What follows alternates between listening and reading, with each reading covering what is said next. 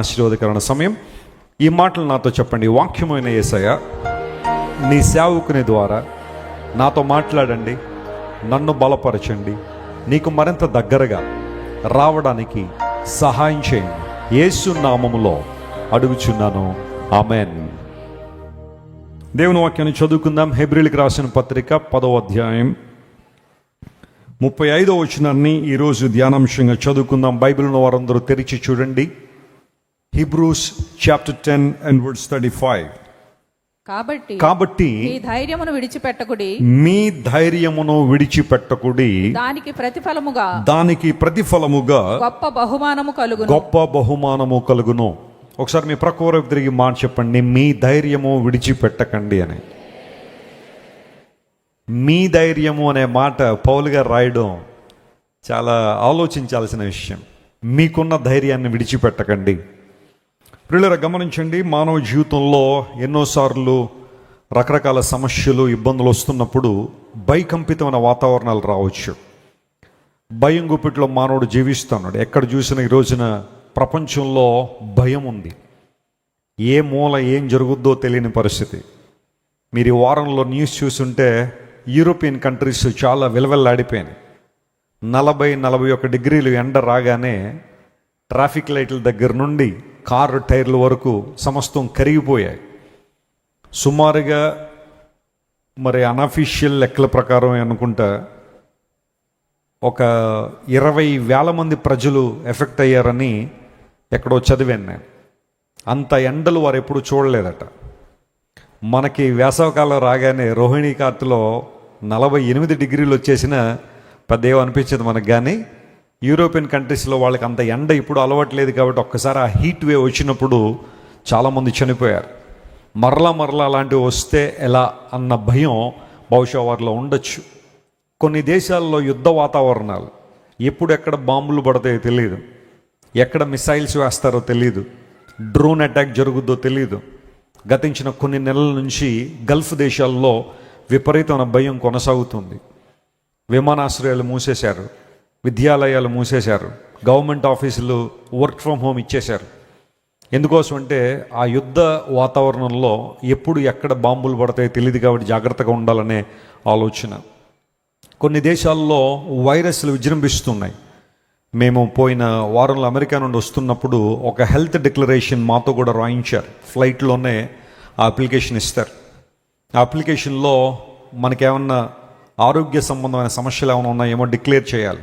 Fever కానీ, లేదంటే body pains కానీ, కోల్డ్ కానీ, కాఫ్ కానీ ఏమన్నా ఉంటే, బహుశా ఎబోలా వైరస్ ఆఫ్రికాలో బాగా స్ప్రెడ్ అవుతుంది, చాలామంది ప్రాణాలు కోల్పోతున్నారు. విమాన ప్రయాణాల్లో ఎవరెక్కడి నుంచి ఎక్కుతారో తెలియదు కాబట్టి చాలా ఈజీగా స్ప్రెడ్ అయ్యే అవకాశం ఉంటుంది. కాబట్టి విమానం దిగ్గానే ఆ డిక్లరేషన్ మనం ఇమ్మిగ్రేషన్ ఆఫీసర్కి ఇవ్వాలి. సరే, మాకు అలాంటివి ఏమీ లేవు అంటే అప్పుడు మనల్ని బయటికి పంపిస్తారు, లేదంటే అక్కడ అబ్జర్వేషన్లో మనల్ని ప్రక్కన కూర్చోబెడతారు. ఎక్కడ చూసినా రకరకాల భయాలు కొనసాగుతున్నాయి ప్రపంచంలో. కుటుంబ జీవితంలో భయం, వ్యక్తిగత జీవితాల్లో భయం, సంఘాల్లో భయం, ఆ తర్వాత భవిష్యత్తు గురించిన భయం ఎన్నో మనిషి కనబడుతున్నప్పుడు ఈ వాగ్దానం నిజంగా మనందరికీ బలాన్ని ఇస్తుంది. దైవజనుడైన పౌలు గారు తన పత్రికల్లో 14 పత్రికల్లో చాలా ఇన్స్ట్రక్షన్స్ రాశాడు, ఎన్నో సూచనలు రాశారు, ఆజ్ఞలు రాశాడు. ఆ తర్వాత క్రొత్త నిబంధనలో కూడా అనేకమైన ప్రామిసెస్ మనం చూస్తాం. అంటే దేవుని వాగ్దానాలు మనకు కనబడతాయి. వీటిల్లో చాలా ప్రాముఖ్యమైన వాగ్దానం ఇప్పుడు మనం చదువుకున్నాం. ఏ ధైర్యం అయితే ప్రభు ద్వారా మీరు పొందుకున్నారో, ఏ ధైర్యాన్ని అయితే మీరు కలిగి ఉన్నారో దాన్ని విడిచిపెట్టకండి. అలా విడిచిపెట్టకుండా ఉన్నందుకు మీకు గొప్ప బహుమానం కలుగుతుంది అని పౌలు భక్తుడు రాశాడు. ఆ మాట రాయగలిగాడంటే పౌలు భక్తుల్లో కూడా ఏం ఉండాలి చెప్పండి? ధైర్యం ఉండాలి. ఆయన ఎక్కడ సంచరించినా ధైర్యంతోనే సువార్త బోధించారు, ధైర్యంతోనే ప్రభు కోసం వాడబడ్డారు. రాజుల ముందు సువార్త ప్రకటించారు, ఆ తర్వాత సామాన్య ప్రజలకు సువార్త అందించారు. అనేక ప్రాంతాల్లో అన్యజనులకు సువార్త ప్రకటించినప్పుడు ధైర్యంతో ఆ పని చేశాడు. జీవితంలో మనకున్న ప్రతి భయాన్ని తొలగించగలిగే అద్భుతమైన దేవుడు మనకున్నాడు అని మనం తెలుసుకున్నప్పుడు మనం ప్రభువును స్తుతించాలి, అని గణపరచాలి. ఒక దైవజనుడు అంటాడు, భయము మనిషిని అన్ని విధాలుగా కృంగదీసేస్తుందట. ఏ రకమైన భయం నీలో ఉన్నా నువ్వు దేవునిలో ఆనందించలేవు, ప్రభువుని స్తుతించలేవు. కొంతమంది చూడండి, ఎప్పుడు కూడా డీలా పడిపోయినట్టు, ఏదో పోగొట్టుకున్నట్టు, చాలా నీరసంగా, ఏ విధమైన సంతృప్తి లేక జీవితంలో ఒక మాటలో చెప్పాలంటే స్తబ్దుగా ఉండిపోతారు చాలామంది. వారిని కదిపితేనే కానీ, ఎవరో బాగా వారికి కావలసిన వారు కానీ, లేదా దైవజనులు లాంటి వారు గారు ఎవరైనా వారితో మాట్లాడి, అమ్మ నీ పరిస్థితి ఏంటి, బాబు నీ పరిస్థితి ఏంటని వారిని అడిగితే కొంతసేపటి తర్వాత వారు ఓపెన్ అయ్యి వారికి ఉన్న భయాలు ఏంటో చెబుతూ ఉంటారు. అంతవరకు కూడా వారిలో ఉండే విషయాలు ఏంటంటే, నేను ఎవరికి చెప్పినా నా బాధలు వాళ్ళకి అర్థం కావాలండి, నేను చెప్పిన అర్థం చేసుకునే వాళ్ళు లేరు, ఎవరికైనా చెప్పుకున్నా మరలా వారు మమ్మల్ని హేళన చేస్తున్నారని ఉన్న భయాలు లోపలే ఉంచుకుని కృంగిపోయే వాళ్ళు చాలామంది ఉన్నారు. అయితే బైబిల్ సెలవిస్తూ ఉంది, యేసుక్రీస్తు ప్రభువును మనం అంగీకరించినప్పుడు, ఆయన దగ్గరకు మనం వచ్చినప్పుడు, రక్షణ పొందిన తర్వాత విశ్వాస జీవితంలో కావలసిన ధైర్యము ప్రభువు మనకు పుష్కలంగా దయచేస్తాడు. హల్లెలూయా. అసలు ఆయన ఈ లోకంలోనికి రావడంతోనే ఒక వాగ్దానంతో ఆయన వచ్చారు. ఒక బలమైన వాగ్దానం లోకానికి ఇచ్చారు. యేసు ప్రభువు పుట్టిన తర్వాత గొర్రెల కాపరులకు దేవుని దూత వర్తమానం తీసుకెళ్ళి చెప్పిన మొదటి మాట ఏంటో తెలుసా? భయపడకండి, మీ కొరకు ఎవరు పుట్టారు? రక్షకుడు పుట్టాడు అని ఒక అద్భుతమైన అభయాన్ని ఇవ్వడం ద్వారా ప్రపంచంలో ఉన్న ప్రతి మనిషిలో ఉన్న భయాన్ని తొలగించే మార్గం యేసు ప్రభువులో ఉందని రుజువుపరచబడింది. అందును బట్టి భయం ఎప్పుడైతే మనిషిని కృంగదీస్తూ ఉందో, మనిషిని దేవుణ్ణి ఆరాధించనివ్వకుండా, ప్రార్థన చేయనివ్వకుండా అనేక సార్లు భయం అడ్డుకుంటూ ఉంటుంది. ఒకవేళ నువ్వు ఏ భయంతో కూర్చున్నావు నాకైతే తెలియదు. చాలామంది పైకి చాలా చక్కగా కనబడతారు, నలుగురిలో ఉన్నప్పుడు నవ్వుతూ ఉంటారు, నలుగురిలో ఉన్నప్పుడు అమ్మ వీళ్ళకి ఇంక కష్టాలు ఏమి లేవండి అన్నంతగా వారు అలా కొన్నిసార్లు ప్రిటెండ్ చేస్తూ ఉంటారు. కానీ వ్యక్తిగతంగా వారు ఒంటరిగా ఉన్నప్పుడు ఆ భయం వారిని ఇంకా కృంగదీసేస్తూ ఉంటుంది, సంతోషించకుండా నిలువరిస్తూ ఉంటుంది. ఈరోజు నువ్వు ఏ భయంతో ఉన్నావో నాకైతే తెలియదు, కానీ దేవుని సన్నిధిలో ఆ భయం నుండి విడుదల పొందే మార్గం అయితే ఉంది అని ఖచ్చితంగా బైబిల్ సెలవిస్తూ ఉంది. నేను సౌత్ అమెరికాలో గయానా అనే ఒక దేశానికి వెళ్ళాను. సురినామ్, గయానా, ఈ దేశాలన్నీ ప్రక్కన. వెనిజువేలా, ఈరోజు వెనిజులా గురించి మనం వింటున్నాం ఎక్కువగా. భూకంపాన్ని గురించిన వివరాలు న్యూస్లో మనం చూసాం. ఆ వెనిజువేలా దేశానికి ప్రక్కనే గయానా అనే దేశం ఉంటుంది. Very beautiful country. అక్కడ ప్రజలందరూ కూడా మాట్లాడేటప్పుడు ఎలా ఉంటుందంటే పాట పాడినట్టు ఉంటుంది. అదొక విచిత్రమైన అనుభవం అనమాట. వారు మాట్లాడేటప్పుడు కూడా పాట పాడినట్టే ఉంటుంది. చాలా నచ్చింది నాకు ఆ దేశం. గయానాలో 3 రోజుల సభలు జరిగించినప్పుడు అనిల్ రెమాడో అని ఒక ఆయన పాస్టర్ గారు అక్కడ మీటింగ్స్ ఏర్పాటు చేశారు. నాకు ఆయనకు ఒక కామన్ ఫ్రెండ్ అమెరికాలో ఉంటే ఆయన నన్ను తీసుకెళ్లారు, గయానా తీసుకువెళ్ళారు. ఆ పరిచర్యను నాకు పరిచయం చేశారు. చాలా చక్కని పరిచర్య. ఆ సువార్త సభలు 3 రోజులు ఏర్పాటు చేసిన తర్వాత 3వ రోజు నేను అందరి కోసం ప్రార్థన చేస్తున్నాను. లైన్లో నిలబడి అందరూ వచ్చి ప్రార్థన చేయించుకుంటే చివరిలో ఒక సహోదరు వచ్చింది. వెస్లీ గారు, మీరు గయానా ఎందుకు వచ్చారో, లేదా ఎంతమందిని ఇక్కడ ఇంపాక్ట్ చేయడానికి వచ్చారో నాకైతే తెలియదు, కానీ మిమ్మల్ని దేవుడు ఎంత దూరం పంపించింది నా కోసమే అనిపిస్తుందండి అంది. ఎందుకమ్మా మీరు అలా అంటున్నారంటే, ఆమె కుటుంబ జీవితంలో ఓడిపోయిన స్త్రీ, నిందల అవమానాల మధ్య బ్రతుకుతూ జీవితాన్ని ముగించేయాలనే ఆలోచనలో ఉందట. ఎప్పుడు చచ్చిపోదామన్న ఆలోచన ఉంటే తన స్నేహితురాలు ఒక ఆమె వాట్సాప్లో ఫ్లయర్ షేర్ చేసిందంట. దైవజనుడు వస్తున్నారు ఇండియా నుండి, 3 రోజులు దేవుని వాక్యం అందించి నీకోసం ప్రార్థన చేస్తారు. నాకు తెలిసి నీకు చాలా సమస్యలు ఉన్నాయి, ఒకసారి అలా సభల్లో కూర్చో, వాక్యాన్ని విను, నీకున్న ప్రతి సమస్యకు పరిష్కారం అక్కడ ఉంది, దేవుడు నీతో మాట్లాడతారు. దేవునికి ఉన్న గొప్ప లక్షణం అదే. పరిశుద్ధాత్మ దేవుడు ఆయన సేవకుల ద్వారా మనతో మాట్లాడతారు. You go and hear God's word అని ఆమె చిన్న టెక్స్ట్ ఆ వాట్సాప్లో ఫ్లయర్ షేర్ చేసి ఆ ఆహ్వానాన్ని పంపించింది. కొన్నిసార్లు మనకు కూడా పంపాలని అనిపిస్తుంది, కానీ ఏదో పని ఆటంకంలో వదిలేస్తూ ఉంటాం. ఏమో, నువ్వు పంపించే ఒక్క పోస్ట్, నువ్వు పంపించే ఒక ఫ్లయర్, నువ్వు షేర్ చేసే ఆ ఒక్క స్పిరిచువల్ మెసేజ్ ఎంతమంది జీవితంలో ప్రభావితం చేస్తామో మనకు తెలియదు. అందును బట్టి అవకాశం ఉన్నప్పుడు, ఛాన్స్ ఉంటే అలాంటివి షేర్ చేయడంలో తప్పేం లేదు. అసభ్యకరమైన పనికిమాలిన వాటిని షేర్ చేయడం తప్పు, కానీ దేవునికి సంబంధించిన వాక్యాలు, పోస్టులు, ఫ్లయర్స్ షేర్ చేయడంలో తప్పేం లేదు. అయితే ఆమె 3 రోజులు వచ్చి కూర్చుంది. మొదటి రోజు వాక్యం విన్నది, ఇంటికి వెళ్ళిపోయింది. 2వ రోజు వాక్యం విన్నది, ఇంటికి వెళ్ళింది. 3వ రోజు వాక్యం విన్న తర్వాత 3వ రోజు నేను ఆల్టర్ కాల్ ఇచ్చాను. మీలో ఎవరైనా మీ జీవితాలు ప్రభువుకి ఇవ్వాలనుకుంటే ముందుకు రండి, మీకోసం ప్రార్థన చేస్తానని. బహుశా ఆమె కూడా ప్రజల్లో మధ్యలో వచ్చింది, ప్రార్థన చేయించుకుంది. అయితే చివరిలో ఆమె చెబుతున్న సాక్ష్యం ఏంటంటే, ఒకవేళ నేను ఎదుర్కొంటున్న సమస్యకు పరిష్కారం దొరకకపోతే, నా మనసులో ఉన్న సంఘర్షణకు పరిష్కారం దొరకకపోతే, ఈ మీటింగ్స్ అయిన తర్వాత నేను సూసైడ్ చేసుకుందాం అనుకున్నాను, చచ్చిపోదాం అనుకున్నాను. ఎందుకంటే నా సమస్యలు ఎవరితో చెప్పుకోలేను, నా బాధలు ఎవరితో చెప్పుకోలేను. కేవలం దేవుడు మాత్రమే నా మొర ఆలకించాలి, ఆయనే నాకు భరోసా ఇవ్వాలని 3 రోజులు ఒక ఎక్స్పెక్టేషన్తో దేవుని సందుకు వచ్చాను. ఎంతమంది ఇక్కడ ఉన్నారో నాకు తెలియదు, కానీ ప్రతి ప్రసంగం నాతోనే మాట్లాడుతున్నారు అన్నట్టుగా స్పష్టంగా నా గుండెల్లో ఉన్న ప్రతి ప్రశ్నకు సమాధానం వచ్చేస్తూ ఉంది. అది ఎలా ఉంది అంటే, ఎవరో నా గురించి మీకు చెప్పినట్టు మీరు ఒక్కొక్కటి ఆ సమస్యలకు పరిష్కారం ఇస్తున్నట్టుగా అనిపించిందండి. దేవుని కార్యం తప్ప మరొకటి కాదు. నా జీవితాంతం యేసయ్య కోసం జీవిస్తానని ఆ సహోదరు ఒక మంచి తీర్మానం చెప్పినప్పుడు నేను చాలా ప్రభువును స్తుతించాను. ఇక్కడ నేను హైలైట్ చేయాలనుకున్న అంశం ఏంటంటే, ఇక్కడ కొన్ని వేల మంది ఉండొచ్చు, ఆన్లైన్లో బహుశా కొన్ని వేల మంది ఈ కార్యక్రమం చూస్తూ ఉండొచ్చు. ఎవరికి ఏ సంఘర్షణ ఉందో నాకు తెలియకపోవచ్చు, కానీ దేవునికి తెలుసు. పరిశుద్ధాత్మ దేవుడు మీకు దగ్గరగా ఉన్నాడు. ఆయన మీ స్థితిగతులను చూస్తున్న దేవుడు. మీ హృదయంలోనికి తొంగి చూస్తున్న ప్రతిసారి ఎన్నో అన్ఆన్సర్డ్ క్వశ్చన్స్ మీ హృదయంలో ఉండుండొచ్చు, అన్సాల్వ్డ్ కన్సర్న్స్ మీ జీవితంలో ఉండుండొచ్చు. వాటన్నిటికీ పరిష్కారం దేవుని లేఖనాల ద్వారా, వాగ్దానాల ద్వారా దేవుడు మనకిస్తాడు. బైబిల్ గ్రంథంలో సుమారుగా 8,000 వాగ్దానాలు ఉన్నాయని ఒక దేవుని సేవకుడు లెక్కించాడు. Among 31,102 verses, there are more than 8,000 verses dedicated to God's promises. 8,000 వాగ్దానాలు బైబిల్లో మనకు కనబడతాయి. ఆ వాగ్దానాలన్నీ కూడా దేవుడు మనకి ఎందుకు ఇచ్చాడని జాగ్రత్త వినండి. నంబర్ 1, మనందరం కూడా దేవ స్వభావంలో పాలిభాగస్తులగునట్లుగా, in order to be partakers in the divine nature. మనందరం క్రీస్తు రూపంలోనికి మార్చబడినట్టుగా, మనందరం కూడా యేసు క్రీస్తు ప్రభువులా జీవించినట్టుగా, దైవికమైన అనుభవాల్లో ఎదుగునట్లుగా, దేవ స్వభావంలోనికి మనందరం పాలిభాగస్తులం అవ్వాలని దేవుడు మనకు వాగ్దానం ఇచ్చాడు. రెండవది, లోకమందున్న భ్రష్టత్వాన్ని తప్పించుకోవాలని దేవుడు మనకు వాగ్దానం ఇచ్చాడట. ఈ రోజున ప్రపంచంలో విపరీతమైన భ్రష్టత్వం ఉంది. భ్రష్టత్వం అంటే అర్థం ఏంటంటే, పెచ్చుమీరిన పాపం, తెలిసి పాపం చేయడం. ఇది తప్పు అని తెలిసిన నేను ఇలాగే చేస్తాను, ఇలాగే ఉంటాను. ఎవరు నన్ను అడిగేది, ఎవరు నన్ను క్వశ్చన్ చేసేది, నా లైఫ్ నా ఇష్టం, నా జీవితం నా ఇష్టం అని కొంతమంది తిరుగుబాటు ధోరణితో ఉంటారు చూసారా, ఎవ్వరి మాట వినకుండా. అది భ్రష్టత్వం అంటే. మనిషిని పాపము భ్రష్టత్వంలో తీసుకెళ్ళిపోతూ ఉంటాం.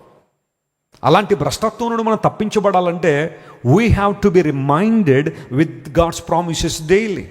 ఒక కన్సిస్టెంట్ స్క్రిప్చర్ రీడింగ్ మనం చేసినప్పుడు, దేవుని వాక్యాన్ని మనం చదువుతున్నప్పుడు, వాక్యంలో ఉన్న వాగ్దానాలు మనల్ని లోక భ్రష్టత్వం నుండి తప్పిస్తాయి, ఆయన కోసం నిలబడే కృపలోనికి మనల్ని తీసుకొస్తాయి.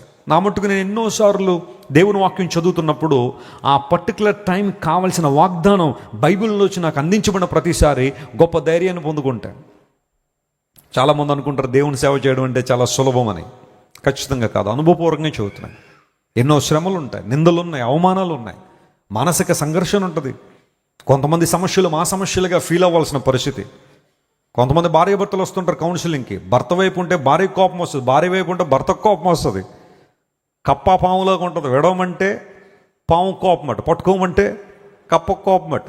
అలా ఉంటాయి పరిస్థితులన్నీ. కొన్నిసార్లు మేము ఏ విధమైన మాలో ఏ విధమైన లేకపోయినా కొంతమందికి శత్రువులు అయిపోతూ ఉంటాం. ఎందుకోసం అంటే వారిని ఎవరైతే ఇబ్బంది పెడుతున్నారో వారికి ఒక మాట చెప్పినా, లేదా వీరిని సరి చేసుకోమని చెప్పినా కొన్నిసార్లు ఆ యొక్క పర్యవసానం మేము అనుభవించాల్సి వస్తుంది. అవి మోస్తున్నప్పుడు ఆ భారం చాలా కష్టంగా ఉండదు. మనకెందుకు ఇది, ఈ సమస్య ఎందుకు మనం అనవసరంగా మనం నెత్తి మీద వేసుకున్నాం, ఎందుకు మనకి ఈ ఇబ్బంది, ఎందుకు ఈ నిందలు, ఈ మాటలు ఎందుకు అని అనిపిస్తుంది కొన్నిసార్లు. బట్ అది కూడా పరిచర్యలో భాగమే, జీవితాల కట్టడంలో అది కూడా భాగమే. నేను ఎప్పుడో మాట చెబుతాను, ఎన్ని మాటలన్నా అనేయండి మమ్మల్ని, మీరు ఎన్నైనా మాట్లాడుకోండి, కానీ మీ ఇద్దరు బాగా ఉండండి అంటారు. దేవుడు నా మనస్తోత్రం కలుగును గాక. వీ బేర్ దట్ పెయిన్, ఏం పర్వాలేదు, మేము ఆ భారాన్ని భరిస్తాం, కానీ మీరు మాత్రం బాగుండండి, సంతోషంగా ఉండండి అని ఎంతోమంది కౌన్సిలింగ్ చేస్తున్నప్పుడు ఆ భారాన్ని మేము ఫీల్ అవుతాం, పెయిన్ ఫీల్ అవుతాం. పరిచర్యలో ఎన్నో ఒడిదుడుకులు ఉండొచ్చు, విశ్వాసాన్ని ప్రూవ్ చేయాల్సిన సందర్భాలు ఉంటాయి. We need to exercise our faith almost every time. ఆ సందర్భంలో ఏది మాకు బలం, ఏది ధైర్యం అంటే దేవుని వాక్యమే మాకు ధైర్యం, దేవుని వాగ్దానాలే మన బలం. భయపడొద్దు. దేవుడిచ్చిన వాగ్దానం, మీ ధైర్యాన్ని విడిచిపెట్టకండి. జీవితంలో మీరు ఏది వదిలిపెట్టేసినా ప్రభు ద్వారా మీరు పొందుకున్న ధైర్యాన్ని వదిలిపెట్టకండి. ఎందుకోసం అంటే మీరు భయపడడం ప్రారంభిస్తే ప్రతి ఒక్కరూ మిమ్మల్ని భయపెడతారు. మీరు భయపడడం ప్రారంభిస్తే ప్రతి సంఘటన మిమ్మల్ని భయపడుతుంది. మీరు కృంగిపోవడం ప్రారంభిస్తే ప్రతి సంఘటన మిమ్మల్ని కృంగదీస్తుంది. ఒక్కసారి నిలబడిన ధైర్యంగా, నా ప్రభువు నాతో ఉన్నాడు, యెహోవా నాకు వెలుగునో, నాకు రక్షణ ఉన్నాడు, నేను ఎవరికి భయపడదును. చెప్పలు కూడా దేవుని భయపరచును. హల్లెలూయా. This is the promise that we need to claim.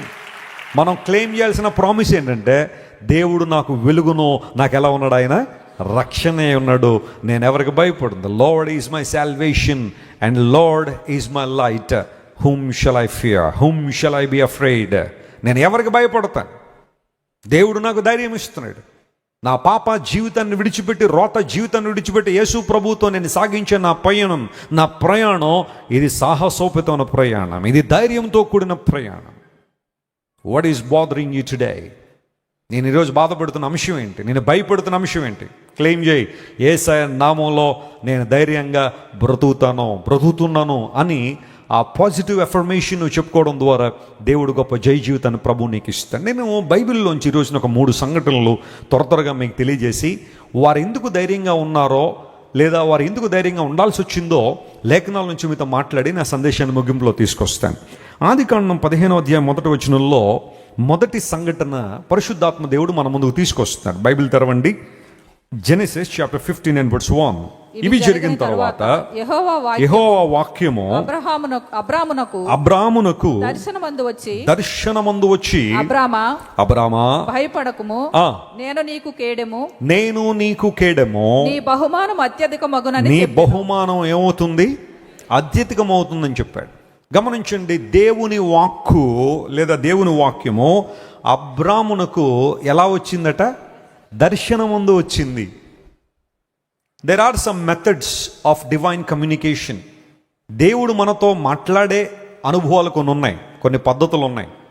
అందులో మొట్టమొదటిది దేవుని వాక్యం ద్వారా, ప్రభు లేఖనాల ద్వారా దేవుడు మనతో ఏం చేస్తాడు? మాట్లాడతాడు. రెండవది డ్రీమ్స్ అండ్ విజన్స్, దర్శనము మరియు స్వప్నం. ఆ 2 పదాలు దాదాపుగా ఒకటిగా ఉన్నట్టు కనబడినప్పటికీ ఒక చిన్న చేంజ్ ఏంటంటే, స్వప్నము అనేది మనం రాత్రి పడుకునేటప్పుడు నిద్రలో వచ్చేది. అదేంటి చెప్పండి? డ్రీమ్. దాన్ని స్వప్నం అంటారు. అయితే మనం మెలకువగా ఉన్నప్పుడు లేదా ప్రార్థన చేస్తున్నప్పుడు దేవుడు కొన్ని సంఘటనలు బయలుపరుస్తుంటారు లేదా చూపిస్తుంటారు. వాటిని విజన్స్ అంటారు, దర్శనం అంటారు. దేవుడు తన యొక్క మాటను, తన ఉద్దేశాలను విజన్స్ అండ్ డ్రీమ్స్ ద్వారా కొన్ని సందర్భాల్లో ఆయన మనకు కమ్యూనికేట్ చేయొచ్చు. ఆ తర్వాత sometimes God sends his message with a direct communication. ఆయన స్వయంగా మనతో మాట్లాడి తన స్వరాన్ని వినిపింపజేసి లేఖనముల ద్వారా, సేవకుల ద్వారా, పరిస్థితుల ద్వారా ఆయన మనతో మాట్లాడుతుంటారు. ఏదేమైనప్పటికీ కూడా, ఏ మార్గమైనప్పటికీ కూడా దేవుడు ఒక సందేశాన్ని మనకు కన్వే చేశారు అంటే ఆ సందేశానికి మనం ఏం చేయాలా? లోబడాలి. దానివైపు మన దృష్టి నిలపాలి. ఓ ప్రధానమంత్రి గారు ఒక విషయం మాట్లాడినప్పుడు దేశమంతా దృష్టి నిలుపుతారు. ఏం చెప్తారా? దేశానికి ప్రయోజనకరంగా ఉన్నట్లుగా ఏం మాట్లాడతారా? ఒక UN సెక్రటరీ జనరల్ మాట్లాడుతున్నప్పుడు ప్రపంచాన్ని దేవుని కనగానే ఏం మాట్లాడతారా? ఒక వరల్డ్ హెల్త్ ఆర్గనైజేషన్ ప్రెసిడెంట్ గారు మాట్లాడుతున్నప్పుడు ఆయన ఏం చెబుతారా? ఒక హెల్త్ బులెటిన్ ఏమైనా రిలీజ్ చేస్తే, ఒక CDC డైరెక్టర్ మాట్లాడుతున్నప్పుడు ఏం చెప్తారా అని అందరూ కనిపెడతాం కదా. గమనించండి, దేవుడు మాట్లాడుతున్నప్పుడు కూడా మనిషికి ప్రయోజనం ఉంది. ఆధ్యాత్మికమైన మేలులు, దీవెనలు మనం పొందుకుంటాం. అబ్రహాము ఒక పర్టిక్యులర్ పరిస్థితుల్లో ఉన్నాడు. అతని జీవితంలో 2 ప్రశ్నలు ఉన్నాయి. నంబర్ 1, జాగ్రత్త వినండి. లోతును కాపాడడానికి అబ్రహాము 318 మంది పని వాళ్ళని తీసుకుని వెళ్ళి 5 రాజుల మీద యుద్ధం చేశాడు. 4 రాజుల మీద యుద్ధం చేశాడు. 4 రాజుల మీద యుద్ధం చేసి 5 రాజులను విడిపించి ఇంటికి వచ్చి కూర్చున్నాడు. ఇప్పుడు అబ్రహాములో ఒక కన్సర్న్ ఏంటి అంటే, ఆ శత్రువులందరూ నా మీద పడితే నాకు భద్రత ఎవరు? నన్ను కాపాడేవాళ్ళు ఎవరు? లోతుకు ప్రాబ్లం వస్తే, సొదొమ గొమొర్రా రాజులకు ప్రాబ్లం వస్తే నేను కాపాడాను, నాకు ప్రాబ్లం వస్తే నన్నెవరు కాపాడతారు? ఇది మొదటి ప్రశ్న. రెండవది, అబ్రహాములో ఉన్న మరొక ప్రశ్న ఏంటి అంటే, నేను లోతు కొరకు పోరాడాను, సొదొమ రాజుల కొరకు పోరాడాను, వాళ్ళు ఏమన్నా ఇస్తానంటే కూడా వద్దన్నాను, పని వాళ్ళకి కావాల్సిన కష్టం తప్ప ఇంకేం వద్దని చెప్పి అబ్రహాం ఇంటికి వచ్చేసాడు. ధనధాన్యాలు కానీ సిరి సంపదలు కానీ ఏదీ కూడా కోరుకోలేదు. ప్రయాసపడింది అయినప్పటికీ, పొందుకోవడానికి అర్హుడైనప్పటికీ కూడా వద్దని వచ్చేసాడు. ఇప్పుడు నాకు బహుమానం ఎవరిస్తారు, నాకు కాంపెన్సేషన్ ఎవరిస్తారు అన్న ఆలోచన అబ్రహాములో ఉంటే, స్ట్రైట్ అవే అబ్రహాములో ఉన్న ఆలోచనలు ఏవైతే ఉన్నాయో వాటికి సమాధానాలు దేవుడు ఇస్తున్నాడు. నెంబర్ 1, అబ్రహామా నేను నీకు కేడము. ఆ మాట చెప్పడంలో అబ్రహాములో ఉన్న మొదటి ప్రశ్నకు సమాధానం దొరికేసింది. నన్ను ఎవరు కాపాడుతారు, నన్ను ఎవరు భద్రపరుస్తారు అన్న ప్రశ్నకు నేనున్నా నీ కోసం, ఐఎమ్ యువర్ షీల్డ్, నేను ఒక కేడంలా నిన్ను కాపాడుతాను అబ్రహాం అని దేవుడిచ్చిన వాగ్దానం అబ్రహాంకి ధైర్యం ఇచ్చింది. రెండవది, నువ్వంతా ప్రయాసపడ్డావు, శ్రమపడ్డావు, సమయాన్ని వెచ్చించావు, సామర్థ్యాన్ని వెచ్చించావు, శత్రురాజుల మీద పోరాడావు, ప్రతిఫలం ఆశించకుండా ఆ కార్యం చేశావు. పైగా నీకున్న దాంట్లో కొంత భాగం మరలా మెల్కీసెదెకుకి ఇచ్చేసావు, 10వ వంతు ఇచ్చేసావు. ఆ రాజుల నుంచి ఏమీ నువ్వు తీసుకోలేదు, వాళ్ళు ఆఫర్ చేసిన వద్దన్నావు. అయితే నీ బహుమానం అత్యధికం చేసే సామర్థ్యం నాకు ఉంది కనుక నీ బహుమానాన్ని నేను పెంచుతానన్నాడు. స్తోత్రం చెప్పండి, హల్లెలూయా. ఎగ్జాక్ట్గా అబ్రహాము మనసులో ఏ ప్రశ్నలైతే దొర్లుతున్నాయో వాటికి సమాధానం దేవుని దగ్గర నుండి వచ్చేసింది. దేవుడు అలాంటి సామర్థ్యం కలిగిన వాడు. ఇక్కడున్న మీ అందరిలో రకరకాల ప్రశ్నలు ఉండొచ్చు, రకరకాల కన్సర్న్ ఉండొచ్చు.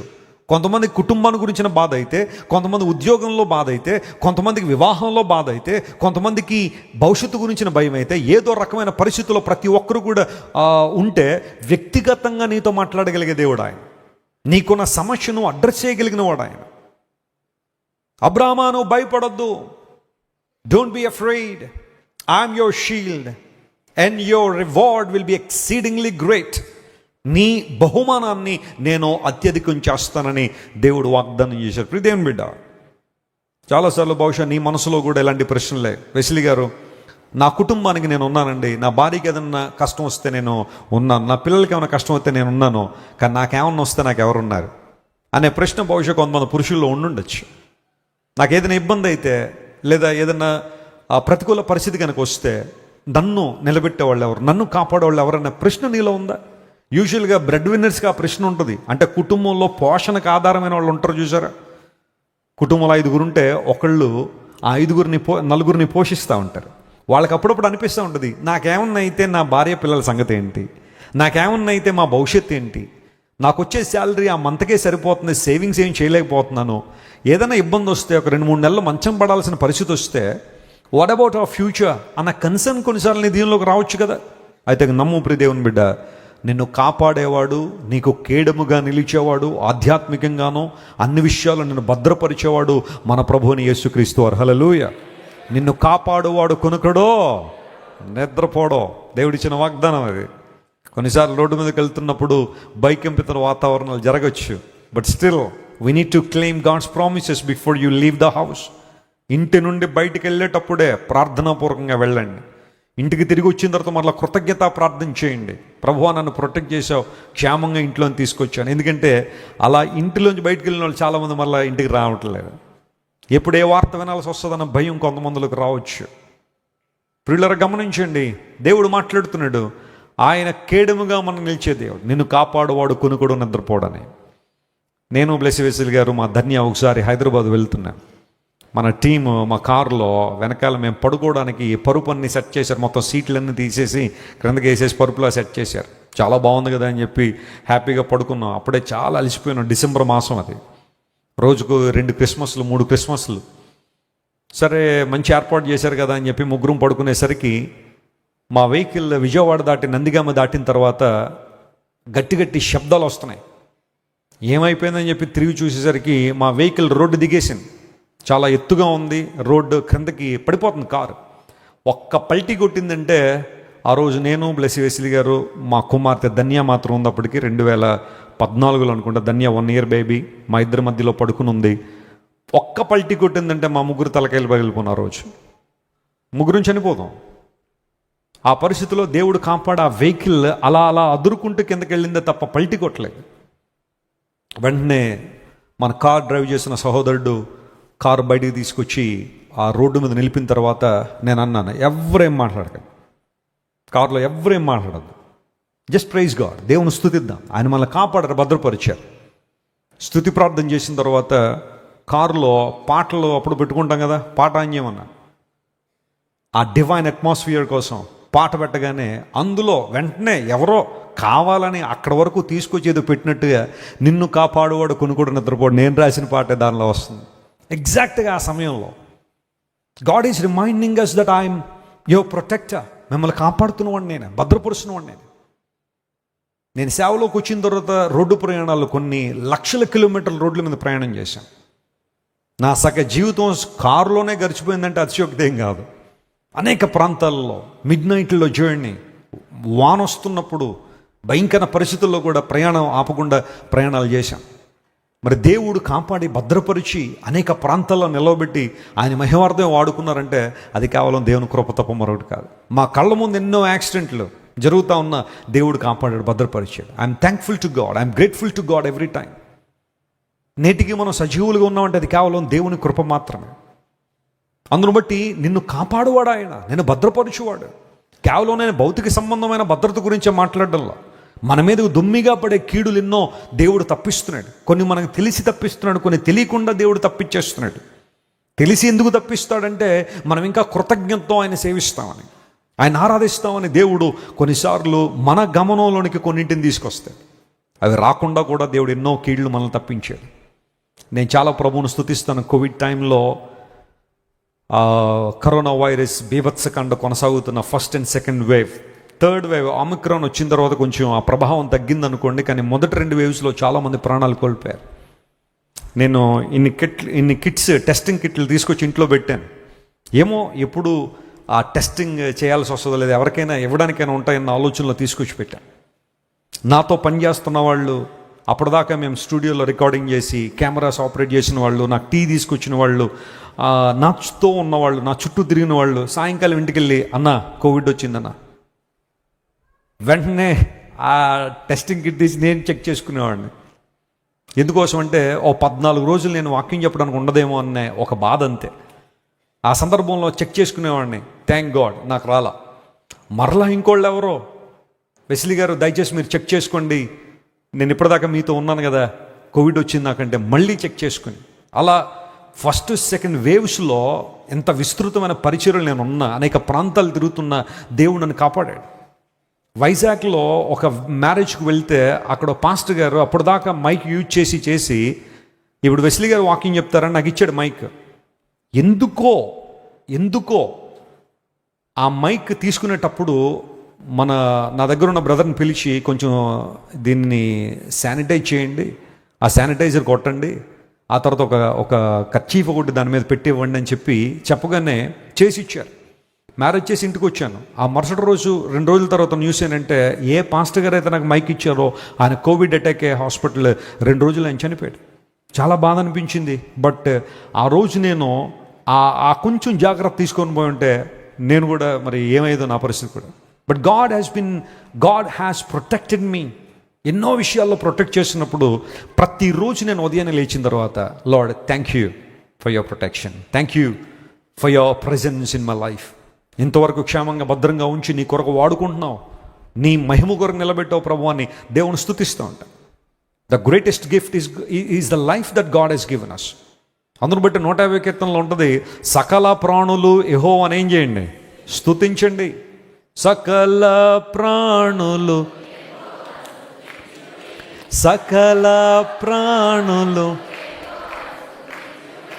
హల్లెలూయా ఆమేన్, హల్లెలూయా ఆమేన్.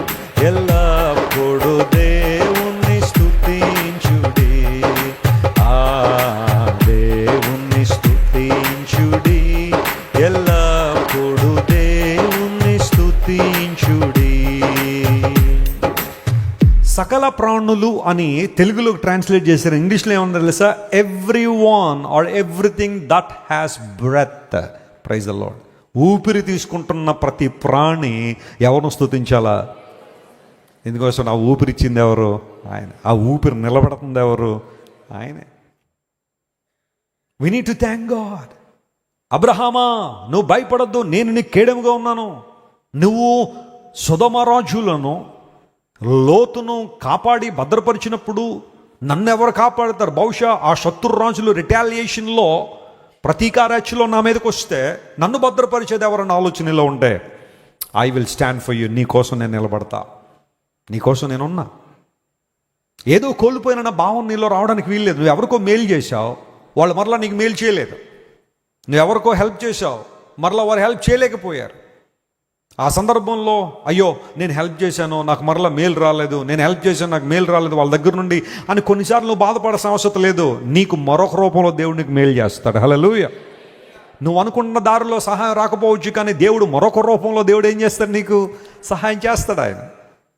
ఆయన అచ్చిండువాడు కాదు. ఆయన క్రీస్తు నామం పేర నువ్వు చేసే ప్రతి మేలు, ప్రతి సహాయానికి ఈ రోజు కాకపోతే రేపైనా నీకు ప్రతిఫలం తిరిగి వస్తుంది. దేవుడు నిన్ను జ్ఞాపకం చేసుకుంటాడు. ఆయన వదిలిపెట్టండి నిన్ను. యోసేపు మేలు చేశాడు ఒక వ్యక్తికి, మర్చిపోయాడు అనుకున్నాడు. 2 సంవత్సరాల తర్వాత ఆ వ్యక్తి మరలా యోసేపుని జ్ఞాపకం చేసుకుని, అయ్యా కల వస్తే దాని భావం చెప్పగలిగినాడు ఒక ఆయన చెరసాల్లో ఉన్నాడు. రైట్ టైంలో దేవుడు యోసేపును ముందుకు తీసుకొచ్చాడు ఫరో ముందుకి.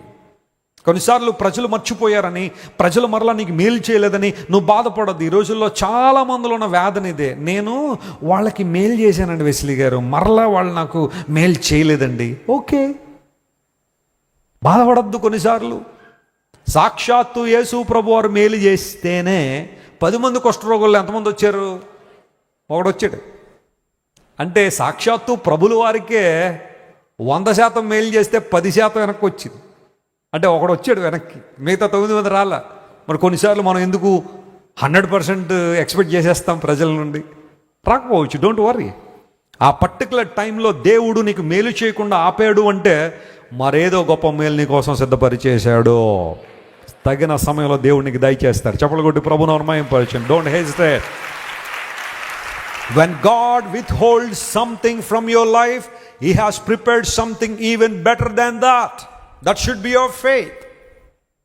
ఆ పర్టికులర్ టైంలో నువ్వు చేసిన మేలుకు వెంటనే ప్రతిఫలం రాకపోవచ్చేమో, కానీ యేసయ్య నామం పేర నువ్వు చేసిన ప్రతి మేలును మర్చిపోవడానికి దేవుడు అన్యాయస్తుడో కాదో, దేవుడు చేస్తాడు. కొన్నిసార్లు ఎవరో తెలియని వారు, నీకెవరో తెలియని వారితో దేవుడు ఒక సహాయం పంపిస్తూ ఉంటాడు. నువ్వు ఎక్స్పెక్ట్ చేయని దారిలో దేవుడు నీకు సహాయం ఇస్తాడు. దేవుని కార్యాలు చాలా గొప్పగా ఉంటాయి. అందును బట్టి ధైర్యంగా ఉండు. నీ బహుమానాన్ని నేను ఏం చేస్తానో అభివృద్ధి చేస్తాను, లేదా అత్యధికం చేస్తాను. దేవుడు వాగ్దానం చేశాడు. నా జీవితంలో ఎన్నోసార్లు ఎన్నో సంఘటనలు చెప్తానే ఉన్నాను. సందర్భం వచ్చినప్పుడు చెప్తున్నా. ఒకసారి ఓ పాస్టర్ గారు, అయ్యా మేము చర్చి కట్టుకున్నాం, డొనేషన్ కావాలన్నాడు. సరే ఎంత ఇవ్వాలని ఒక నిమిషం బయట ఉన్న పాస్టర్ గారు చిన్న ప్రార్థన చేసి పిలుస్తానన్నా. ప్రభుత్వంలో ప్రార్థన చేస్తుంటే ఎందుకో ప్రేరేపణ, దేవుడు ఇస్తున్నాడు, నీ బ్యాంకులో ఎంత ఉందో అంత ఇచ్చేయమన్నాడు. ప్రభు బ్యాంక్ అంతా ఖాళీ చేసేయమంటావు? చేసేయి. ల్యాప్టాప్ ఓపెన్ చేసి నా అకౌంట్లోకి వెళ్తే 75,000 రూపాయలు ఉన్నాయి. అప్పుడు ఈ మందిరం కట్టాలన్న ఆలోచన కలిగి ఉన్న ఆ ప్రాంతం అన్నమాట. చాలా చాలా చాలా నీడ్ ఉంది మనకి.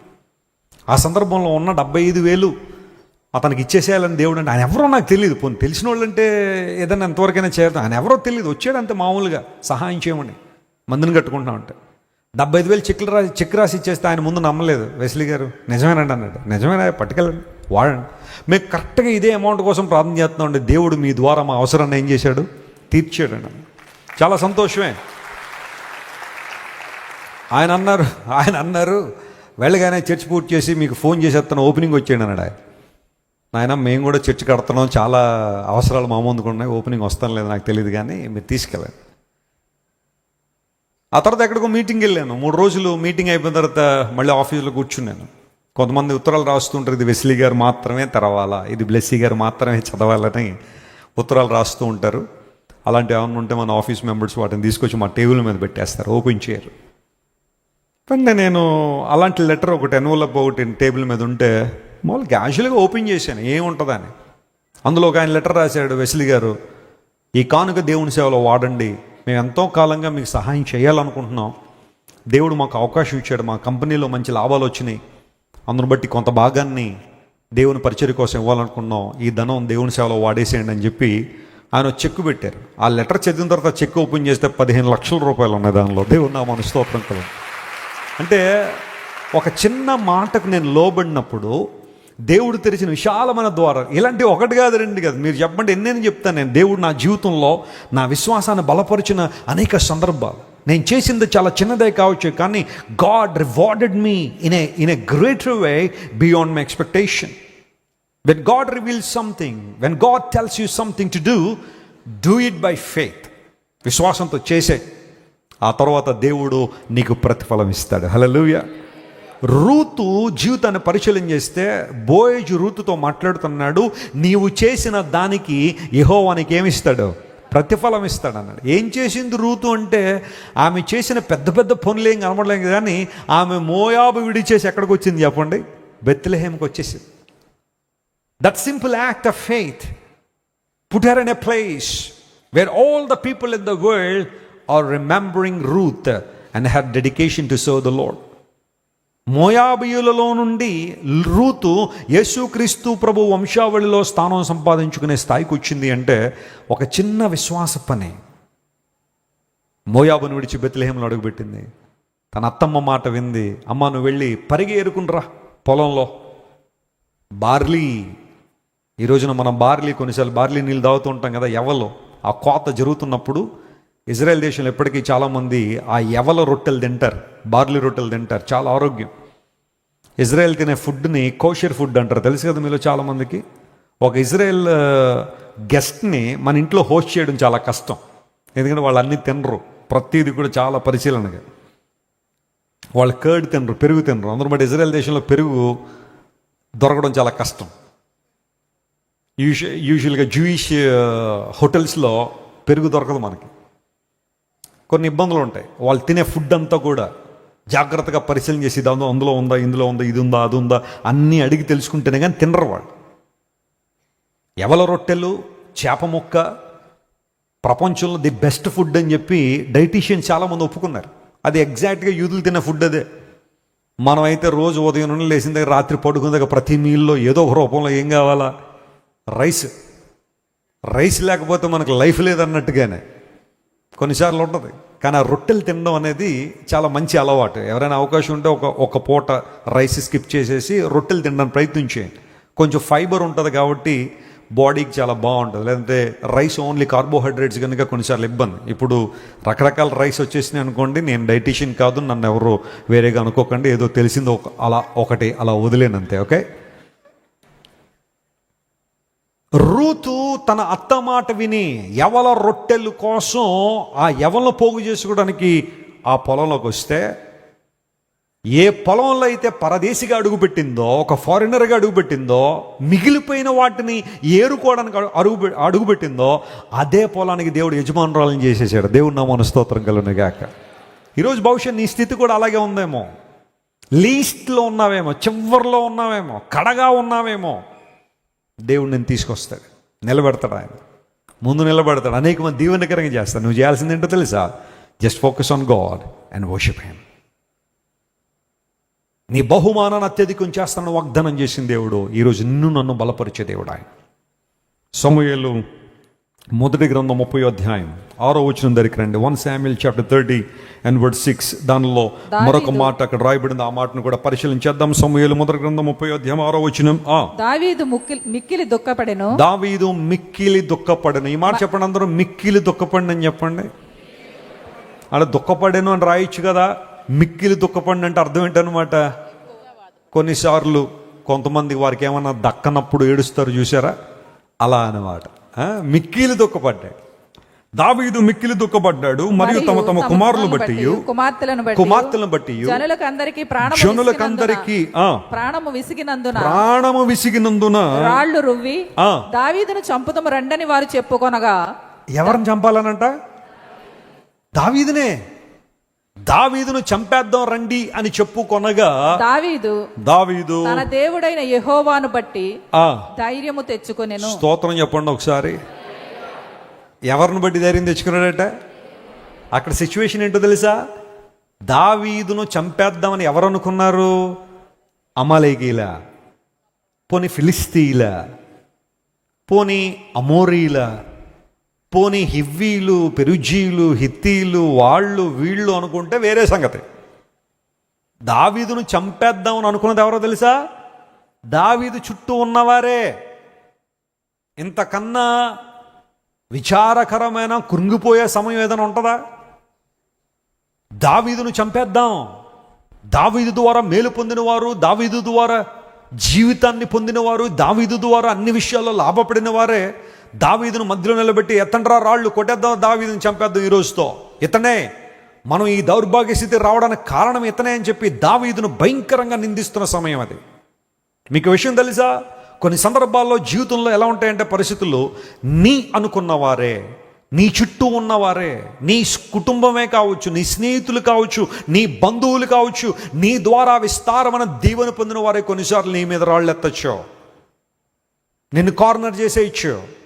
ఆ బాధ ఎలా ఉంటుందంటే, శత్రువు చేతిలోంచి ఎదురుగా వచ్చిన అంబు కన్నా ఆ వెనకాల నుండి వచ్చిన ఆ పోటు ఉంటుంది చూసారా, బ్యాక్ స్టాబింగ్ అంటారు దాని, వెన్ను పోటో, అది తరతరాలు గుర్తుపెట్టుకుంటారు కొంతమంది, మర్చిపోలేరు అంత ఈజీగా. నా శత్రువు నన్ను మోసం చేస్తే పర్వాలేదండి వెస్లీ గారు, నా మిత్రుడు మోసం చేశాడండి. నా శత్రువు నన్ను ఎన్నిసార్లు అటాక్ చేసినా పర్వాలేదండి వెస్లీ గారు, నేను నమ్మినోళ్లే నా మీద రాళ్ళు ఎత్తారండి అంటే ఆ బాధ చాలా కష్టమే.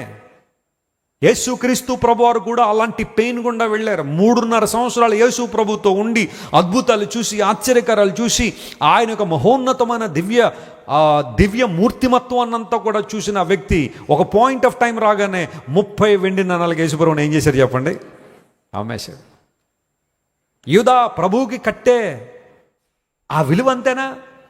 ఓ దేవుని సేవకుడు అన్నాడు, యోధా ఇంకా 30 వెండి నాణాలకు అమ్మేశాడు, మనమైతే ఉచితంగా అమ్మేద్దాం అన్నాడు ఆయన. ఆ 30 కూడా అక్కర్లేదు మనకు కొన్ని సందర్భాల్లో ప్రభువుని అమ్మేయడానికి. They had gone through that experience. ఎగ్జాక్ట్గా ఈ ఉదయకాలం కూడా నువ్వు అదే పరిస్థితుల్లో, నువ్వు నమ్మి నీ భర్త నిన్ను మోసం చేస్తున్నాడేమో, నీవు నమ్మి నీ భార్యే నీ సంపాదన అంతా వేస్ట్ చేసేసి వ్యర్థంగా ఖర్చు పెట్టేసి నీకు వెన్నుపోటు పొడి చేస్తుందేమో, నీ పిల్లలు, నీ బంధువులు, నీ స్నేహితులు ముందు చూడ్డానికి చాలా చక్కగా పలకరిస్తున్నారు, వెనక్కి తీసుకెళ్ళి గోతులు దవ్వేస్తున్నారేమో. David had to face that situation in his life. అసలే కష్టం మీద కష్టం, ఇబ్బందుల మీద ఇబ్బందులు, తనది కాని దేశంలో జీవిస్తున్నాడు, ఎవరికో సహాయం చేద్దామని వెళ్ళాడు, వాళ్ళు వద్దంటే మరలా వెనక్కి వచ్చేసేసరికి దావీదు మరియు అతని యొక్క బృందానికి సంబంధించిన ఆ ప్రాంతం అంతా కూడా సిగ్లగ్లో వారు ఉంటున్నప్పుడు అమాలేకులు దండెత్తి వచ్చి సిగ్లగ్ని కాల్చి పడేశారు. మెటీరియల్ లాస్ అయిపోయింది. అక్కడితో అంటే కుదరలా. మళ్ళీ దావీదుకు సంబంధించిన కుటుంబ సభ్యులను, అతను చుట్టూ ఉన్న వారు బృందానికి కుటుంబ సభ్యులందరూ కూడా చెరపెట్టి తీసుకుని పోతే that was the most depressed time in anybody's life. ఏం చేద్దామన్న ఆలోచన దావీదులో కనబడుతున్న సందర్భంలో ఏడుస్తున్నాడు, మిక్కిలి తొక్కబడ్డాడంట. దావీదు ఎవరైనా ప్రేమించాడంటే అమితంగా ప్రేమించేసేవాడు ఆయన. గ్రేట్ లవర్ దావీదు. అందును బట్టి తనకున్న వాళ్ళని శత్రువు కోల్పోయాడు అనేటప్పటికీ ఎక్కడలేని దుఃఖం, వేదన వచ్చేసింది. ఇలాంటి సందర్భంలో దావీదా భయపడకు, నువ్వు ఎందుకు ఏడుస్తున్నావు, నువ్వు రాజువు కదా, నువ్వు ఏడవద్దు, మేమందరూ నీతో ఉన్నాం, రా వెతుకుదాం, వాళ్ళందరినీ తీసుకొద్దాం అని అనాల్సిన తన బృందం రాళ్ళెత్తి, ఇదిగో ఇతడే మనం ఇలా అయిపోవడానికి కారణం, చంపేద్దాం అని చెప్పి వాళ్ళు మాట్లాడుకుంటా ఉంటే ఆ టైంలో ఏం చేయాలా? మీరు కాదురా నన్ను చంపేది, ఒక్కొక్కడిని నేనే చంపేస్తానని చెప్పి మనమైతే రకరకాలుగా ప్రవర్తించేవాళ్ళం. కానీ అట్ దట్ మూమెంట్ బైబిల్ సెలవిస్తున్నాం, దావీదు తన దేవుడిని యెహోవాను బట్టి ఏం తెచ్చుకున్నాడు? ఎందుకోసం తెలుసా? ఆయన పరిస్థితులు మార్చగలిగిన సామర్థ్యం కలిగిన వాడు. ఆయనే పరిస్థితులు మార్చగలిగిన సామర్థ్యం కలిగిన వాడు. ఒక్క కాయలా పడిపోయిన లేదా జబ్బు పడిన ఒక వ్యక్తి ద్వారా దేవుడు దావీదుకు మరలా సమస్తాన్ని తిరిగి ఇచ్చేసాడు. చెప్పలు కూడా దేవుని మహిమపరచును. హల్లెలూయా. దావీదు వెళుతుంటే ఆ వ్యక్తి రోడ్డు మీద పడిపోయి ఉన్నాడు. బాబు ఏం చేస్తున్నావు ఇక్కడ? నేను కాయలా పడితే నా యజమాను నన్ను వదిలేసి వెళ్ళిపోయా, he's a bad master. Okay, నేను నిన్ను ఉపయోగించుకుంటాను, నువ్వేం కంగారు పడకు. వాళ్ళు ఎటు వెళ్ళారో చెప్పు. రోడ్డు మీద పడిపోయిన కాయలా పడిన ఒక వ్యక్తి, జబ్బు పడిన ఒక వ్యక్తి, దేవుడు ఆ పర్టికులర్ టైంలో దావీదుకి అతని ద్వారా సహాయం చేశాడు. దేవుని మార్గాలు ఎలా ఉంటాయి తెలుసా? కొన్నిసార్లు మనం ఎక్కడి నుంచో ట్రంప్ గారి దగ్గర సహాయం వచ్చేద్దాం అనుకుంటాం మనం, కానీ దేవుడు ఆ రోడ్డు ప్రక్కన పడిపోయిన వాళ్ళ ద్వారా కూడా దేవుడు మనకు సహాయం చేయించగలడు. హల్లెలూయా. చిన్న చిన్న విషయాలను దేవుడు ఉపయోగించుకుంటాడు ఆయన. ఆ వ్యక్తి ఇచ్చిన సమాచారాన్ని బట్టి దావీదు తరిమాడు అమాలేకుల్ని, కోల్పోయిందంతా తిరిగి తెచ్చేశాడు. కోల్పోయింది మాత్రమే కాదు, శత్రువుల దోపుడు సొమ్ము కూడా దొరికింది. తీసుకొచ్చిన తర్వాత దావీదు, ఎవరైతే దావీదుని తట్టి లేదా కొడదామని రాళ్ళు ఎత్తారో, దావీదు మంచి మనసు ఎంత గొప్పదో తెలుసా, వాళ్ళందరికీ మరలా పోర్షన్ ఇచ్చాడు. హల్లెలూయా. వాళ్ళందరికీ భాగం ఇచ్చాడట. What a great love. దావీదు నీకు అంత గొప్ప మనసు ఎలా వచ్చింది? దేవునితో సహవాసం చేయడం ద్వారా, దేవుని మహింపరచడం ద్వారా. భయపడొద్దు, దేవుని బట్టి ధైర్యం తెచ్చుకున్నాడు. ప్రజల్ని నిందిస్తున్నప్పుడు, అవమానిస్తున్నప్పుడు, నీ బంధువులు స్నేహితులు కులం నీ చుట్టూ చేరి నేను బాధిస్తున్నప్పుడు నువ్వు కృంగిపోవాల్సిన అవసరం లేదు. నిలబడి దేవుని కోసం. When people turn against you, look unto God and stand for Him. He is the one who lifts you up. He is the one who delivers you. He is the one who gives you whatever you lost. నువ్వేదైతే పోగొట్టుకున్నావో తిరిగి ఇచ్చే దేవుడు ఆయన. దావీదు జీవితంలో అదే జరిగింది. ప్రభువు నిలబెట్టాడు. ప్రజల్ని నిందిస్తున్నప్పుడు నువ్వు బాధపడాల్సిన అవసరం లేదు. ఆ సందర్భాల్లో చెబుతూ ఉంటాను, మన తెలుగు రాష్ట్రాల్లో దత్తు అనే యవనస్తుడు ఉన్నాడండి. ఆయన ఒక అన్య కుటుంబంలో యేసుప్రభువుని అంగీకరించాడు. సువార్త విన్నాడు ఎక్కడో మీకులాగానే. యేసుప్రభు మార్గము సత్యము జీవమని, ఆయనే జీవము పునరుత్థానమని, ఆయనే శిలువలో మనందరి కోసం ప్రాణం అర్పించిన దేవుడని, రక్తధారల్లో మన పాపాలు కడగడానికి సామర్థ్యం ఎందుకుంది అంటే ఆయన రక్తం పవిత్రమైన రక్తం అని, మూడో రోజున మరణాన్ని జయించి తిరిగి లేచిన దేవుడని, లేఖనాల్లో ఆయన గురించిన ప్రవచనాలు నెరవేర్చబడ్డాయని, ఆయన నిజమైన రక్షకుడు, దేవుడు, సృష్టికర్తని సువార్త విని తన జీవితాన్ని ప్రభువుకు అప్పగించాడు. ఎప్పుడైతే అంతవరకు ఒక విధానంలో కొనసాగి సడన్గా యేసు ప్రభువుని అంగీకరించానని తన ఇంటిలో తన బంధువులకు చెబితే అంత ఈజీగా వారు యాక్సెప్ట్ చేయలేదు. వాళ్ళందరూ తిరగబడ్డారు, అవమానించారు, తిట్టారు. నీకు యేసు ప్రభు తప్ప ఇంకెవరో దొరకలేదురా అని అవమానించారు. వాటన్నిటిని భరిస్తున్నాడు. రోజు రోజుకి భరిస్తున్నాడు కదా అని చెప్పి వాళ్ళు ఇంకా ఎక్కువగా ఇతన్ని బ్యాడ్గా ట్రీట్ చేయడం ప్రారంభించారు. ఒకరోజు ఇంక తట్టుకోలేకపోయాడు. ప్రభు సన్నిధికి వచ్చేసాడు. కన్నీళ్ళు గార్చి ఏడుస్తున్నాడు. ప్రభువా, నేను లోకంలో తిరిగినప్పుడు ఎవడు నన్ను ఇలా ప్రశ్నించలేదు. నేను త్రాగి పడిపోయినప్పుడు ఎవడు నన్ను ఇలా అడగలేదు. నేను వ్యభిచారంలో తిరుగుతున్నప్పుడు, వ్యభిచార పాపంలో పడినప్పుడు ఎవరు నన్ను గద్దించలేదు. ఇది తప్పుని ఎవరు చెప్పలేదు. కానీ నిన్ను అంగీకరిస్తే అందరూ వ్యతిరేకం అయిపోయారు నాయన. అందరూ నన్ను చెడ్డ వ్యక్తిలో చూస్తున్నారు. ఏంటి ప్రభువా ఈ లోకంలో ఈ గడ్డు పరిస్థితి ఏంటి అని దేవుని సందుకు వచ్చి ఇంక తట్టుకోలేడేమో ఏడుస్తున్నాడు బాగా. దేవుని సన్నిధిలో ప్రార్థన చేస్తుంటే ప్రభువు మాట్లాడడం ప్రారంభించాడు. జాగ్రత్త వినండి. దత్తు నీవు నా సొత్తు అన్నాడండి ఆయన. ఇప్పుడు ఏమన్నాడు? ఆయన పేరు దత్తు అనమాట. దేవుడు అన్నాడు, దత్తు నీవు నా సొత్తు అన్నాడండి. ఈయనకి ఇంకా ఎక్కడ లేని ధైర్యం వచ్చేసి పైకి వచ్చి అన్నాడు, ఇంకెవరితో అక్కర్లేదు నాకు పొత్తు అన్నాడు ఈయన. దత్తు, సొత్తు, పొత్తు ఇంకక్కర్లా. నీవు నాకుండగా లోకములో ఏది నాకు అక్కర్లేదు ప్రభా, నీవుంటే చాలయ్యా. నీవుంటే చాలు, నీవుంటే చాలు, నీవుంటే చాలు నాకు. చాలా ఈజీగా ఉంది, అందరం పడదామా? నీవుంటే చాలు, నీవుంటే చాలు, నీవుంటే చాలు నాకు. మరొకసారి, నీవుంటే చాలు, నీవుంటే చాలు, నీవుంటే చాలు నాకు. ఏం చెప్తున్నావు? నువ్వు ఉంటే చాలని ఎవరితో చెప్తున్నావు? అయితే పర్లేదు, ప్రభుతో చెప్తే పర్లేదు. కొంత పక్కలు చూసి నువ్వు ఉంటే చాలు అన్నట్టుగా. నువ్వు ఏదైతే లేకుండా ఉండలేను అంటావో దానికి నువ్వు ఎప్పుడూ బానిసవే. గమనించండి. అది వస్తువైనా కానివ్వండి, వ్యవస్థ అయినా కానివ్వండి, వ్యక్తులైనా కానివ్వండి. నువ్వు లేకపోతే నేను లేను, నేను ఉండలేను అని మీరు ఎవరితోనైనా చెప్పి చూడండి. అక్కడ నుండి స్టార్ట్ అవుద్ది గేమ్, రియల్ గేమ్. మిమ్మల్ని ఆడిస్తారు ఒక ఆట.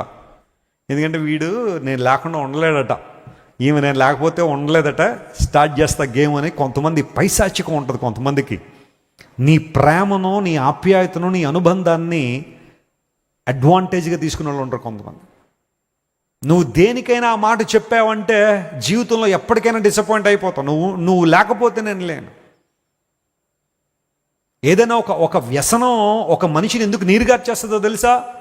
ఇదే ఫిలాసఫీ, ఇదే ఆలోచన. అది లేకపోతే నేను లేను అన్నావంటే అక్కడ నువ్వు బానిసైపోయినట్టే.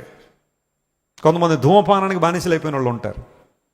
ఆరోగ్యం పోతున్నా, రక్తం గక్కేస్తున్నా నేను వదులుకోలేనండి, అది లేకపోతే ఉండలేనండి. మద్యపానానికి బానిసలు ఉంటారు కొంతమంది. కుటుంబం నిర్వీర్యమైపోతున్న, భార్య నిర్వీర్యమైపోతున్న, పిల్లల భవిష్యత్తులు పాడైపోతున్న, సాయంకాలం అయిపోయేసరికి అది ఉండాల. కొంతమందికి త్రాగాల, అందరినీ ఏదోటి అనాలా, అందరితో 4 దెబ్బలు తినేసి సుఖంగా పడుకోవాలి. కొంతమందికి అలవాటైపోతారు. కొంతమంది ఉండలేనండి, ఎందుగా తాగుతున్నావు అంటే మరి బైబిల్లో ఉంది కదండి. ఏముంది బైబిల్లో? బైబిల్ ఏముందా? నీ కడుపు జబ్బు నిమిత్తం కొంచెం ద్రాక్షరసం పుచ్చుకోమని పౌలు గారు చెప్పారట కదండి. ఎవరికి? తిమోతికి చెప్పాడట ఆయన. ఇప్పుడు అయ్యగారు అది శిరసా వహించేసి ఇంకా బైబిల్లో ఇంక ఏ ఆజ్ఞలు కొనబడలేదు, అది ఒక్కటే మనం నెరవేర్చాలన్నట్టుగా. ఇంక బైబిల్ ఇంకే కనబడం వరవాడికి అదొక్కటి, ఇంక అది నెరవేర్చకపోతే మన పరలోకం లేదన్నట్టుగా. కడుపు జబ్బు నిమిత్తం ద్రాక్షరసం తాగమంటే నువ్వు బ్రాందీ తాగుతావా? చీప్ లిక్కర్ తాగేసి పాడైపోతావా నువ్వు? ద్రాక్షరసానికిను ఆల్కహాల్కి సంబంధం తేడా లేదా? ఆల్కహాల్ జీవితాన్ని పాడు చేస్తుంది, శరీరాన్ని పాడు చేస్తుంది. త్రాగి దేవుని కట్టడలు మర్చిపోతున్నావు, దేవుని కార్యాలు చేయలేకపోతున్నావు, దేవుని మహింపరచలేకపోతున్నావు. పూర్వదినాల్లో బొల్లెద్దు జాన్ గారు అని ఒక ఆయన ఉండేవారు. ఆయన చాలా ఉద్యోగ ప్రసంగం అనమాట, చాలా గట్టిగా ప్రసంగం చేసేవాడు ఆయన. ఏంట్రా సీక్రెట్ ఎంత ఉద్యోగంగా ప్రసంగం చేస్తారంటే, ఆయన స్టేజ్ ఎక్కే ముందు 7 మంతలు కళ్ళు తాగేసి ఎక్కేవాడంట ఆయన. నేనేదో విమర్శించాలని చెప్పట్లేదు, ఆయనే చెప్పారు, ఆయన సాక్ష్యంలోనే చెప్పాడు ఆయన. ఒకప్పుడు అలాంటి బతుకున్నది, కానీ దేవుడు నన్ను ఈరోజు తన సేవలో వాడుకున్నది ఆయన సాక్ష్యంలో చెప్పాడు ఆయన. 7 మంతల కళ్ళు తాగి ప్రసంగం చేసేవాడట.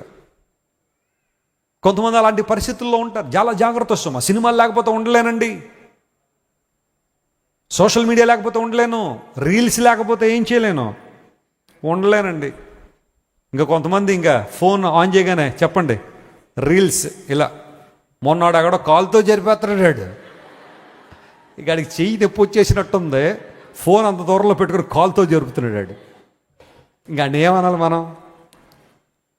వీడియో గేమ్స్కి బానిసలు కొంతమంది యవనస్తులు, పబ్జీలని అవన్నీ ఇవన్నీ ఇప్పుడు ఏవో చాలా వచ్చేసింది.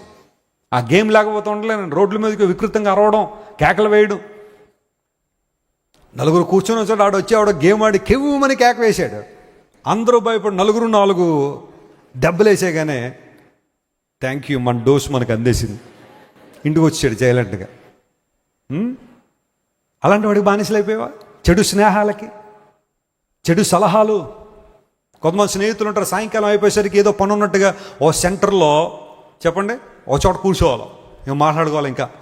ఇంకా దేశం యొక్క సమస్యలన్నీ వారే పరిష్కరించేసినట్టుగా, ప్రపంచం భారం అంతా వాళ్ళ మీద ఎవరో వేసేస్తే ఇప్పుడు వీళ్ళు 4 మోసేస్తున్నట్టుగా మొత్తం మాట్లాడేసుకోవాలి వాళ్ళు. ఆ చెడ్డ స్నేహితుల సలహాల మేరకు ఎంతమంది జీవితాలు పాడు చేసుకున్నారు. దేనికి నువ్వు బానిసవి?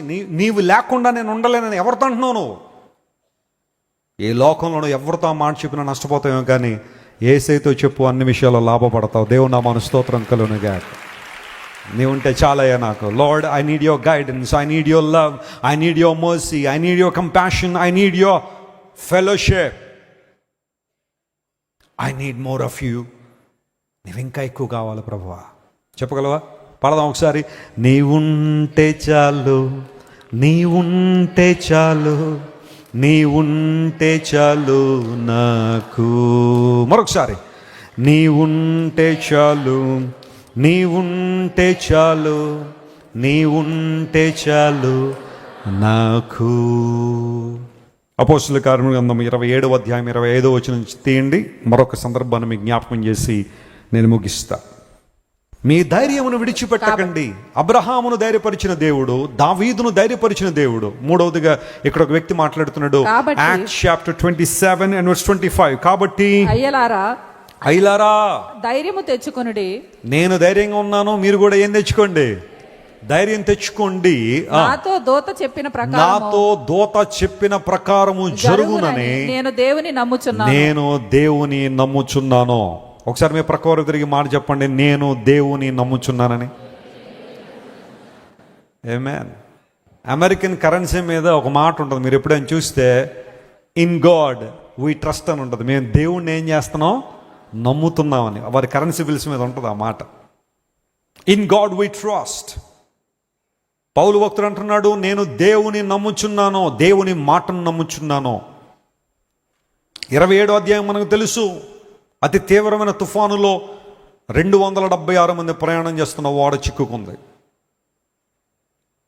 ఎటు పోవాలో తెలియని పరిస్థితి. సముద్రంలో తుఫాను వచ్చినప్పుడు ఆ పరిస్థితి ఎలా ఉంటుంది చెప్పండి. మామూలుగా రోడ్ల మీద అయితే అటు ఇటు పరుగులెత్తచ్చు, కానీ సముద్రంలో ఎక్కడ పరిగెడతారు? అదే కొంచెం రాత్రి వేళ వచ్చిందనుకోండి, ఇంకా ఆ శబ్దాలు, ఆ తుఫాన్కి వీక్ మైండెడ్ పీపుల్ ఎవరైనా ఉంటే, వీక్ హార్ట్ పీపుల్ ఉంటారు కొంతమంది, ఇంకా అక్కడే జారిపోద్ది గుండె. ఎందుకంటే సముద్రపు నీళ్ల మధ్యలో ఆ తుఫాన్ వచ్చిందంటే ఒకలాంటి భయం ఆవహించేస్తుంది. నేను ఆ సందర్భాలు చెబుతుంటాను. నేను బ్లెస్సీ గారు అండమాన్ నికోబార్ ఐలాండ్ వెళ్తే అక్కడ నుంచి హ్యావ్లాక్ అని ఒక ఐలాండ్కి ఒక ఫెర్రీ మీద వెళ్తున్నాయి. మధ్యలో దాకా బాగానే ఉంది, కొంచెం సేపటి వరకు బాగానే ఉంది.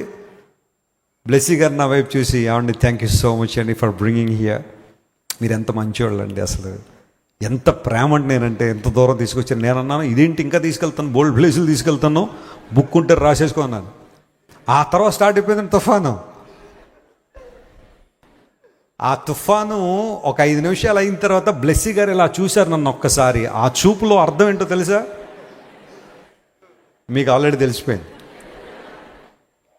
మీరు ఎక్కడికో తీసుకెళ్తానని పైకే ప్లాన్ చేశారు మీరు.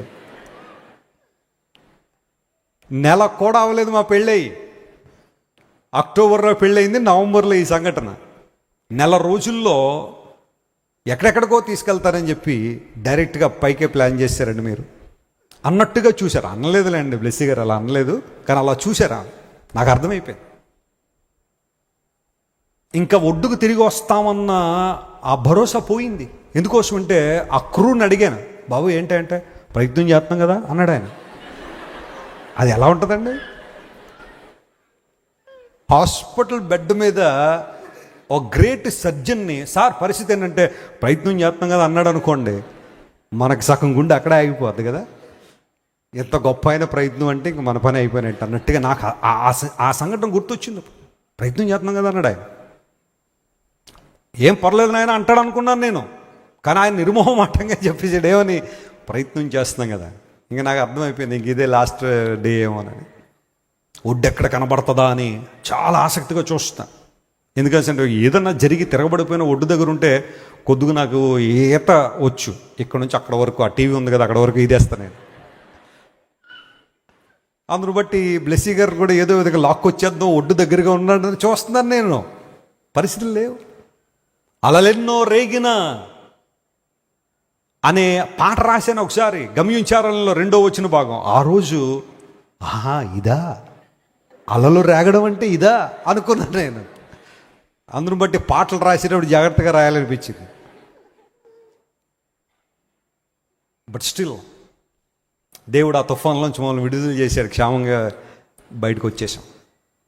తుఫాన్లు వస్తాయి. పౌలు ముందే అన్నాడు, అయ్యా వద్దు, నాకెందుకో కీడు శంకిస్తుంది, వెళ్ళొద్దు అంటే. యూలీ అనబడే ఒక శతాధిపతి, నీకేం తెలుసు పౌలా, నీకు ప్రసంగం చేయడం తెలుసు, వాక్యం చెప్పడం తెలుసు, సువార్త చెప్పడం తెలుసు, వాడనావికులు చెప్పారు అంతా బాగానే ఉందని వెళ్ళిపోదామన్నారు, వెళ్ళిపోదాం అంతే. పౌలు మాట వినలా, మధ్యలోకి వెళ్ళి ఇరుక్కున్నారు. భయంకర తుఫాను, 276 మంది గడగడలాడిపోతున్నారు, ఏమవుద్దో తెలియని పరిస్థితి.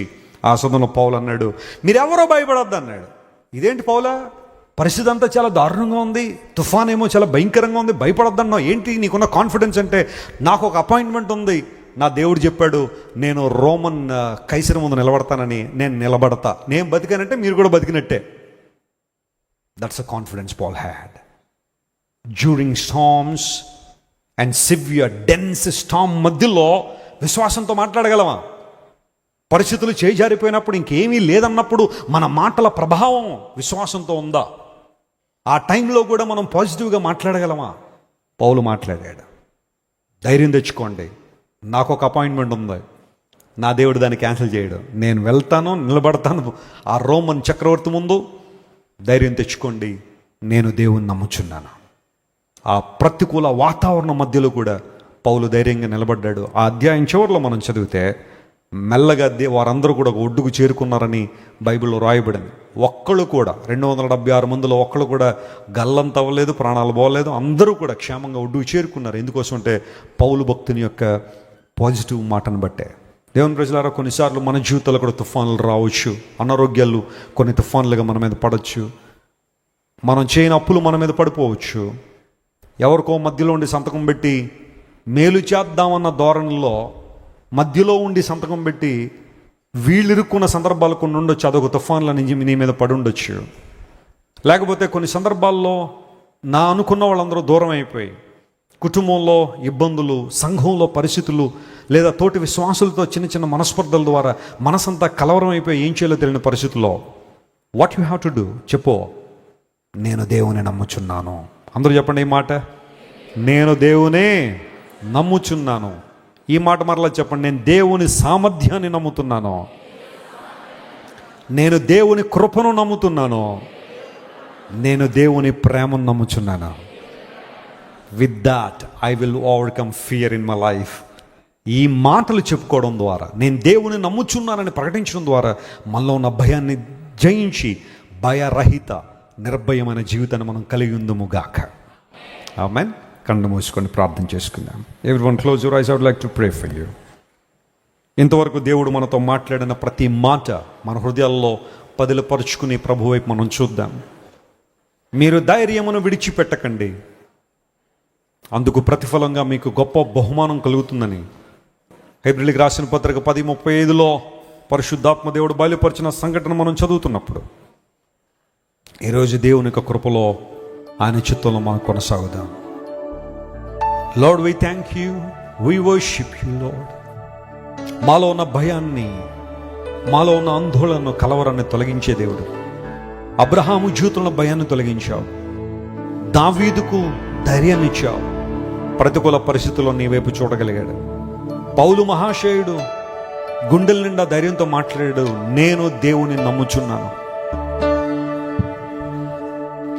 ధైర్యం తెచ్చుకోండి.